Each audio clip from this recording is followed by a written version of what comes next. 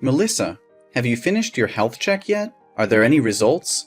I've been anxiously worrying about you all day, unable to concentrate on work. I've checked everything. I have the results, but I don't really want to discuss it right now. I need some time to compose myself.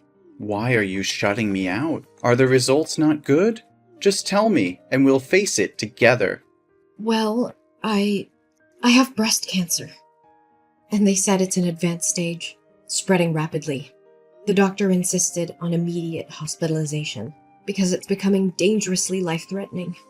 Oh my god, how advanced is it? How far has it spread? Can we treat it right away? Will you be okay if you undergo surgery now? Joseph, I'm in complete disarray. The doctor mentioned further tests are necessary to determine my survival rate. If you want to leave now, then go ahead. I'll sign the divorce papers. If you keep hesitating, I fear I won't find the strength to leave you later. What are you saying? Why would I abandon you? Don't tell me it's too late to save you. No, there's still a chance for me, but the treatment could be prolonged and incredibly exhausting, possibly lasting several years with substantial financial costs. I'm just afraid you won't be able to handle the immense pressure and the troubles that may come along. No, sweetheart, don't think so poorly of me. Haven't the past 2 years of love and 1 year of marriage shown you my commitment? I accept it all, and I'll stand by your side no matter what happens. So let's face this together, openly. Joseph, thank you. Well, here it is. It appears the cancer is even more advanced than I thought. Preserving breast tissue might be challenging. The doctor mentioned a mastectomy, chemotherapy, and radiotherapy is necessary for my survival, which means I won't be the same as before. Honey, I'm not an expert, so I'll scour the internet for more information. Maybe the way I phrase it isn't accurate, but does that mean they'll remove your breast tissue? Yes, exactly as you said. Well, if I'm fortunate, they won't have to remove all of it, just a portion. I can't even begin to imagine it. What's going to happen? Will your breasts just change? It's hard to say for sure, but it's likely that their shape will be affected. They might become asymmetrical or even lose their natural appearance. I'm sorry if it turns out that way. No, I should be the one apologizing. It's my negligence that has led to this critical situation. I should have taken you to the doctor when you first mentioned breast discomfort 2 months ago, but I've been too consumed by work to be there for you. It's all my fault, Melissa. I'm deeply sorry for failing you. No, please don't blame yourself. This isn't your fault. Are you concerned about how this change will affect your attraction to me? I understand if you find it difficult to accept. Don't say that. I didn't marry you for your physical appearance, Melissa. I don't care how your breasts look. My love for you is far deeper than that. But there's something else, Joseph. The doctor advised against getting pregnant during the treatment because it could harm the baby due to the medications involved. This means our dreams of having a child might have to be postponed indefinitely. Can you handle that? If you feel it's too much to bear, I'm willing to leave so you can find a partner who can give you everything. If I wanted someone perfect, I wouldn't have chosen you. You're the most important person in my life, and I don't care if we can have biological children or not. All that matters to me is that we face this together as a team. If we can't have our own children, we can explore other options like adoption. Our love can still create a beautiful family. Joseph, your unwavering love gives me strength. Thank you for being by my side. Now I can face the upcoming surgery with newfound courage. And knowing you're not alone makes me feel stronger too. I thank God every day for bringing you into my life. I'm grateful to have you as my husband, Joseph. I love you more than words can express, my dear.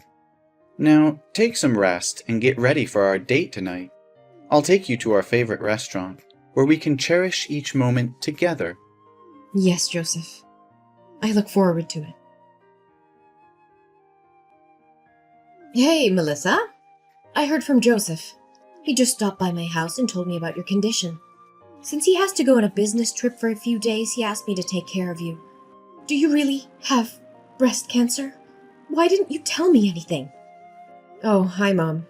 Lately, I've been feeling tired and busy with all the medical appointments and preparations for my surgery, so I haven't had a chance to inform anyone. Besides, it's not something I want to share as good news. You don't sound like yourself. I can sense your nervousness, sadness, and sensitivity. Does this mean your condition is severe? Well, if we want to be optimistic, I can say it's not too bad, but it's also not great. Surgery always carries risks, and the thought of scalpels in my breasts naturally makes me nervous. They're an important part of my identity as a woman. Really? Sometimes I forget that you're a woman too. You don't behave like a lady, or a good daughter-in-law. Especially when you make my son do household chores that should be your responsibility. Mom, what are you talking about? Which chores are specifically assigned to me? In our household, we share the housework equally. Oh, really? But every time I visit your house, I always see my son doing all the household chores. Whenever I come over, it's Joseph who's cooking while you're sitting and relaxing. Or he's folding clothes while you're fast asleep on the bed. You don't fulfill your duties as a wife or a woman in this family. I think if you have surgery to remove your breast, you might as well become a real man. Mom, did you forget that you said you didn't want to eat my cooking anymore? That day I came home from work and rushed to the kitchen to cook dinner. But after you tasted one spoonful, you said the soup was too bland and looked like vomit. To please you, I added salt. But then you said it was as salty as seawater and I ruined the soup. Since then, I've stopped cooking for you. As I said before, both Joseph and I work and we agreed to divide the household chores.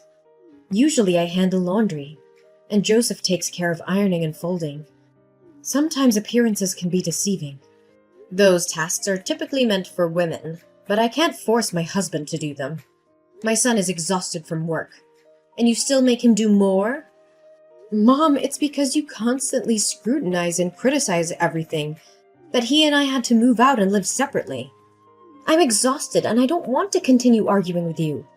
If you don't have anything else to say, I'll talk to you later. Oh, don't be mad at me. It was just a joke. You shouldn't take it so seriously. But I am genuinely worried about you. Are you referring to the surgery? The doctor has assessed my condition, and the success rate is quite high, so there won't be any major risks to my health. I'll be fine. However, after the surgery, I'll still need to take antibiotics and have regular injections, just to minimize the risk of cancer reoccurring. No, it's not about the surgery. I'm worried about your marriage with my son. You don't have to worry about us, Natalie. Our relationship is still strong, and Joseph loves me unconditionally. There's no reason for your concern. That's what I've always feared. My foolish child, always thinking of others before himself. Shouldn't he be looking for someone else? Someone without all these complications? Mom, I don't appreciate any of these jokes at all. Joseph has made it clear that my appearance or any physical changes won't affect his love for me. Oh, come on. You know Joseph is just being kind. What about when reality hits? After the surgery, with your changed appearance, it won't be as appealing, even though I never found you attractive to begin with. And Joseph, attending corporate parties, needing a beautiful companion, will he still be satisfied with you then? I can dress in a way that hides any changes, and I can wear supportive undergarments. It's not something that will be obvious to others. Only you and Joseph know about it. Aren't you afraid he'll get tired of you and eventually seek someone else? You'll end up even more miserable and desperate when that happens. Maybe you should consider divorcing Joseph preemptively. I offered to divorce Joseph when I first found out about my diagnosis, but he assured me he would stand by me no matter what. It's not my decision to make alone. Besides, beauty is subjective, and Joseph sees beyond physical appearances. You're always so argumentative, Melissa. That's why I say you lack femininity. And what about children? After the surgery, you won't be able to have children anymore. Joseph has always wanted a child. Do you have the heart to make him so sad? The inability to conceive is temporary during the treatment. We have discussed it, and Joseph is willing to wait. We have even considered adoption as an option to fulfill our desire for a family. No! I absolutely disagree with that. Adoption? I never approved of such a thing. The primary duty of a woman is to give birth, and if you can't fulfill that, you don't deserve to be my daughter-in-law. And how many more years will you make me wait for a grandchild? I'm over 60. I don't want to wait any longer. This is not something you can dictate, Natalie. Your reasons for happiness are ridiculous. What is it you really want to say? You are an insufferable daughter-in-law. Don't you understand that you should respect your mother-in-law? Fine. Let's be direct then. I want you to divorce Joseph. I can't accept having a messy, sick, and weird daughter-in-law like you. I believe you're incapable of giving birth to a child for Joseph. And even if you did, I question the child's health. What if they also face the same challenges? Or if they are teased for not having a normal mother? It's selfish of you to only think of yourself.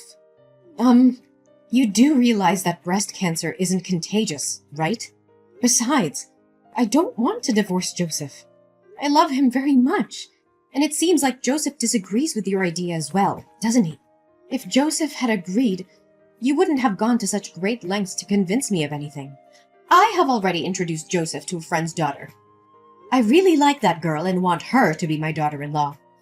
But I don't understand what it is about you that Joseph loves so much. So if you want a divorce, go ahead. I won't give you a hard time. No, absolutely not. I think that settles it, doesn't it? Now, I have to go for my hospital visit, so I won't be able to argue with you any longer. Besides, maybe I don't need your care as Joseph asked. I believe I'll be better off without your help. Goodbye. You're so stubborn. We'll see about that. But mark my words, Melissa. One day, Joseph will come to his senses and realize that he deserves better than you. Melissa, I've thought long and hard about this, and I can't continue pretending that everything is fine. The very idea of you going through breast surgery disgusts me to the core.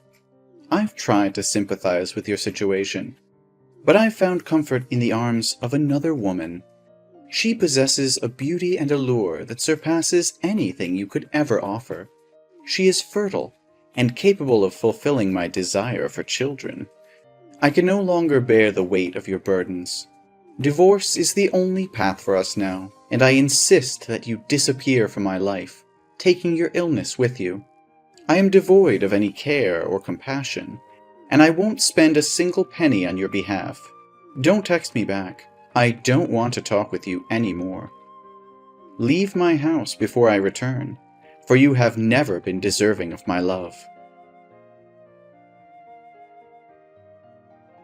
Melissa, I've returned from my business trip, and I'm about to step into a taxi to head home. Shall we go out to eat together tonight before your hospital visit tomorrow? I miss you so much. How dare you speak to me as if nothing happened? You think a simple date can erase the hurtful and cruel words you uttered? Do you have any idea how utterly devastated and crushed I felt after reading those messages? Don't worry. I've already packed my things and won't take any of your possessions with me. I'm so sorry, Melissa. You must have been very angry with me because I didn't text you these days, right? But you said I said hurtful or heartless words? I'm a bit confused. What? Don't pretend to know anything. Scroll up and reread those horrible texts you sent me this morning. Do you know how desperate and sad I was after I read those lines? Wait a moment. I genuinely don't understand what you're accusing me of. I haven't sent you any texts in the past few days. I didn't even have my phone with me. Don't play innocent with me. The messages I received came from your number. Are you suggesting someone else used your phone to send those heartless messages? I'm telling you the truth, Melissa. I haven't touched my phone until just now. I had to visit my mother's house briefly before heading to the airport, and I accidentally left my phone there. That's why I couldn't contact you. I only just retrieved it a short while ago. So you expect me to believe that you didn't send those vile messages? Yes, Melissa. I swear on everything that I hold dear. You are my world, and I would never stoop so low as to hurt you in any way, even intentionally. How can I be certain that you're telling the truth? Can I truly trust you after this betrayal? I understand your skepticism, but I assure you I'm being honest. In fact, I had a crucial meeting with a client this morning. If you need proof, you can verify it with my colleague. I even rushed through my work to be home with you earlier. I haven't had a moment's rest since. All right, Joseph. I believe you. I'm sorry for jumping to conclusions earlier. No, I understand why you thought that way. It's understandable since it came from my phone number. But who would do such a thing to make you misunderstand me? Is it possible that someone hacked into my phone just to play this cruel joke on you, knowing about your battle with breast cancer? Hold on a moment. I think I may have an idea who could be behind this. When I initially read the messages, I was overwhelmed with sadness and disappointment, and I didn't take the time to analyze the situation carefully. However, upon rereading them, I noticed some suspicious clues. What? Do you have a suspect in mind? Please tell me. It's all speculative at this point, and nothing is certain. But maybe the truth won't be easy for you. I don't get it. What do you mean? We'll discuss this in more detail once you're home. Mom, let's have a talk. Well, look who's here. How are you holding up? Did the surgery make you even more pathetic? I bet Joseph can't stand the sight of you anymore. It's only a matter of time before he divorces you. No, that's not happening. So spare your concern. Instead of focusing on me, maybe you should take a good hard look at yourself. What are you implying? What's your problem? Oh, don't act innocent. You're the one behind those vile messages from Joseph's phone, aren't you? Oh, those messages. The ones telling you the harsh truth that you'll be nothing but a burden to Joseph after the surgery? Well, whoever sent them, I can't say they're entirely wrong. You've become a liability, and you're deluding yourself if you think otherwise. Joseph has been sacrificing his time and energy, taking care of you day and night at the hospital. Have you ever stopped to think about that? But why should I take the blame for those messages? I understand what you're trying to say, and I'm grateful for everything Joseph has done for me. It's rare to find someone who actually upholds their wedding vows. But let's get back to the point. Did you know that there are advanced software and applications that protect phone data from unauthorized access? What does that have to do with anything? Why are we talking about this now? It has everything to do with this. Joseph left his phone at your house, didn't he? Because of the confidential company information on his phone and the previous security breach, he installed a special security application linked to my phone. So what? I still fail to see your point. Well, this application utilizes facial recognition every time the phone is unlocked. And guess what? The person who sent those messages entered the wrong password repeatedly until they finally entered my wedding date correctly. As a result, the application captured a photo of that person. And you know what's even more interesting? It looks a lot like you, Mom. That means nothing. It's not proof that I sent those messages. I was simply looking for something on Joseph's phone. What's your problem with that? You're right. It's not proof if you were innocent. But here's the kicker. The timing of those messages coincides with the time you were trying to access my husband's phone, Natalie. And there's another thing you probably didn't notice because it's become a habit of yours. Using the sign to end a sentence, while Joseph never does. You call that evidence? It's utterly ridiculous. Yes, it may not be definitive proof of your guilt, but it's substantial enough for me to take legal action against you for impersonation and the defamation of my career. I've already reported the incident to the police. If you're innocent, there's no need to be afraid. If the real culprit is you, I will offer you a sincere apology. What? Why would you involve the police in such a trivial matter? You're blowing this way out of proportion. It may seem trivial to you, but it's a serious violation of my privacy and emotional well-being. I won't allow someone to harass me and spread malicious lies without consequences. This isn't just about the messages. It's about the betrayal and the intent behind them. I won't tolerate such behavior from anyone, not even family. I can't believe you would go to such lengths over a misunderstanding. You're being unreasonable and exaggerating the situation. We're a family, Melissa. We should be able to resolve our issues without involving the police. Are you suggesting we handle this matter within the family? Do you admit that the culprit is someone within our own home? Is it Jason? Should I confront my father-in-law about this when he visits me at the hospital? What? Is Jason there? No, you can't tell him! I'm sorry, but it's too late for that. I've already exposed your actions. I told them everything. And you know what? Jason is disgusted by your cruelty and heartlessness. He wants a divorce, Natalie. He no longer wants anything to do with you. And Joseph decided to cut ties with you too. We're no longer a family. Melissa, please, I beg you to help me. I can't bear the thought of losing Joseph and Jason. They're my world, my everything. I'll do whatever it takes to make things right. I'll grovel. I'll beg. I'll do whatever they want. Just please convince them to forgive me. I can't live without them. Natalie, your actions have caused immense pain and shattered the trust that Joseph and Jason had in you. Rebuilding that trust will not be easy, if it is even possible. You must understand the gravity of what you've done. It'll take more than empty promises and desperate pleas to mend the bonds that have been broken. I will do whatever it takes, Melissa. I'll prove to them that I've changed, that I'm no longer the person who inflicted such pain upon you. Please, I'm begging you, give me this opportunity to make things right. I can't bear the thought of losing my family forever. It's ironic, isn't it? You don't want to lose your own family, yet you are willing to destroy mine. Begging me in vain won't change the fact that you have to face the consequences of your actions. So instead of staying there, begging for forgiveness, I suggest you prepare yourself for the legal proceedings ahead. You'll have to answer for both insulting me and seeking a divorce from Jason. My determination to seek justice prevailed as the legal proceedings unfolded. The court recognized the gravity of Natalie's actions and the immense damage she had caused. Natalie was ordered to pay substantial compensation for her deceitful behavior, a financial burden that would weigh heavily on her for years to come. Furthermore, the truth about Natalie's manipulation and cruelty came to light, leading to a devastating consequence for her marriage. Jason, deeply hurt by her actions and unable to reconcile with the betrayal, made the difficult decision to end their relationship. Natalie found herself facing not only financial ruin, but also the loss of her family. Joseph, too, could no longer bear the weight of Natalie's deception and the pain she had inflicted upon me. He chose to sever all ties with Natalie, recognizing that her actions were irredeemable and incompatible with a healthy, loving relationship.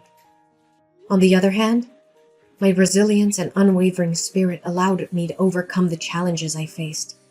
As a cancer survivor, I found solace in the love and support of Joseph, who stood by my side throughout the tumultuous ordeal.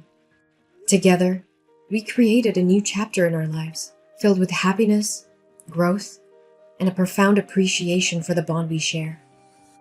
My strength and triumph over adversity inspired others facing similar struggles, and I became an advocate for cancer survivors, offering comfort and guidance to those in need. My journey of healing and personal growth served as a beacon of hope for those who face their own battles.